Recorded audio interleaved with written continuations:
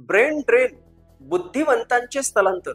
विद्यार्थी मित्रांनो, लोकसंख्येचा अभ्यास करताना ब्रेन ड्रेन म्हणजे भारतातील आपल्या देशातील हुशार व्यक्ती, कुशल मनुष्यबळ परदेशात जातं, शिक्षण घेतं आणि तिथे स्थायिक होऊन नोकरी करतं. परिणामी त्यांच्या कौशल्याचा फायदा परदेशाला म्हणजेच विकसित अर्थव्यवस्थांना होतो. ही गोष्ट नियंत्रित करण्यासाठी सरकारने एक पाऊल उचललं आहे. ते काय?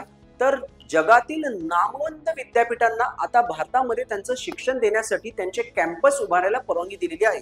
त्यानुसार नवी मुंबईच्या नव्या आंतरराष्ट्रीय विमानतळाच्या परिसरामध्ये साधारणतः 10 विकसित राष्ट्रांमधल्या युनिव्हर्सिटीज, विद्यापीठ त्यांचे शैक्षणिक कॅम्पस उभारणार आहेत. त्यामुळे होणार असं की भारतामधील जे विद्यार्थी शिक्षणासाठी परदेशात धाव घेतात ते विद्यार्थी भारतातच उच्च शिक्षण, दर्जेदार युनिव्हर्सिटीचं उच्च शिक्षण प्राप्त करतील आणि त्यामुळे हे भारतातून परदेशात स्थलांतरित होणारं मनुष्यबळ भारतातच राहील असा विश्वास सरकारला आहे.